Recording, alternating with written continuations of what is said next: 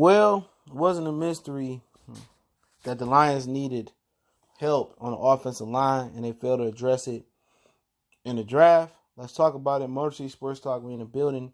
And I will do the NFL wrap-up show hopefully tomorrow. Live stream, maybe in the morning, maybe in the afternoon. And I will get to the Pistons wrap-up show sometime this week as well. Start talking about some Piston draft prospects and stuff of that nature. So appreciate everybody for checking in.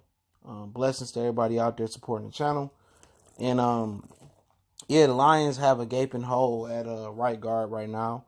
But people tend to forget they did draft Terrell Crosby, who could play all across the offensive line. I thought they might go with a guard, especially with Cody Foster. He went in the second round.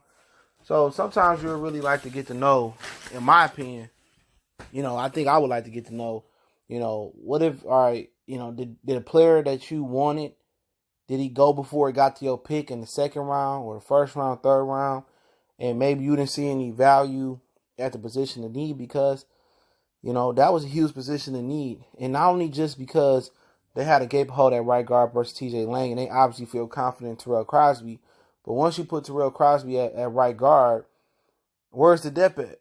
You know what I'm saying? Where's your depth?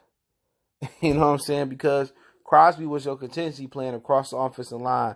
Left guard, left tackle, right guard. He was your contingency plan. You know what I'm saying? At the end of the day, if Rick Wagner had another subpar year, then you was going to slide Crosby over to right tackle. So at the end of the day, the Lions are making a lot of personnel issues and mistakes in their offensive line because Ragnow should have started at center from the beginning. Guess what? After you started off from the Jets and you lost to the 49ers, Ragnow should have kicked the center. Glasgow should have kicked the left guard. If that's what you intend, you drafted Ragnow as a center. If you didn't draft Ragnow to play center, you should have won another position. Then remember next year, if Taylor Decker don't play good coming off a subpar year, and it seemed like he won't be the same coming off a shoulder injury, and shoulder injuries are tricky because the soldiers are made up of a lot of small bones. Come on, then next year you're looking for a left tackle again. Like they drafted Riley Reef a long time ago. Now they drafted Taylor Decker, looked good in his rookie season. Now you're looking for a left tackle. Rick Wagner don't play good this year. I think he in the contract year. Not sure they're going to extend Taylor Decker to a fifth-year option too. Now you're looking for a right tackle next year. After all the money you invested into the offensive line and picks, Ragnow, Glasgow, Taylor, Lang, Wagner. Real talk, next year, you can be down. You can be looking for a right tackle and a left tackle or a right guard if you kick Crosby back to right tackle. I think if they kick him to right guard. So, in my opinion, they not taking the shit serious. And maybe they like Decker. Maybe they think maybe they think he'd get it together. Excuse me.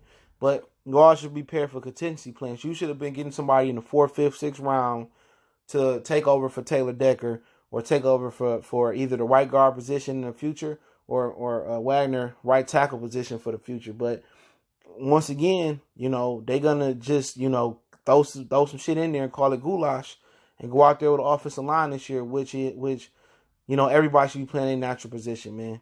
You know what I'm saying? Crosby should be playing probably right tackle.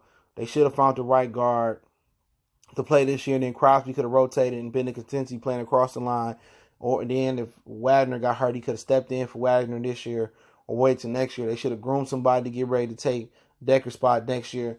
But, hey, at the end of the day, it's just another excuse for Matthew Stafford. And I'll talk about that at a later date. Oh, Stafford didn't have an offensive line. Watch, they're going to move the bar again for Matthew Stafford. If Matthew Stafford didn't have a good year, they didn't have an offensive line. He didn't have no blocking. At the end of the day, they gave him fucking T.J. Hawkinson. He got two good receivers, Jones and Galladay. He got Kerryon. He got C.J. Anderson. At the end of the day, people still gonna say, he ain't got no offensive line, and Stafford. It's gonna be the ever-ending excuses of excuses for Matthew Stafford. I'm already telling y'all what it's gonna be. Bob Quinn neglected the offensive line. Stafford didn't have no time in the pocket. And same people say, if it don't work with Bevel, it's over for Matthew Stafford. Watch how they move the goalposts, for Stafford this year because, he didn't have an offensive line. He never had a chance. And then again, they're going to give him another chance going from year 11 to year 12. But, hey, Bob Quinn running the show. He knows something that I don't know. I'm not critiquing him on his draft. I'm not grading the draft. I'm just going to do an overall review of the draft. and give my opinion, because in a year or two, that could be the greatest draft in the NFL draft of 2019. Or it could be middle of the pack. It could be average, or it could be one of the worst. Don't know until you look into the future. And we got to wait and see. But Mercy Sports Talk, appreciate everybody for showing love and stepping in the building. Don't forget, we on Facebook, Instagram, Twitter. You can reach out to the email if need be. All those links in the description. Let me know what you guys think about the offensive line situation. We go.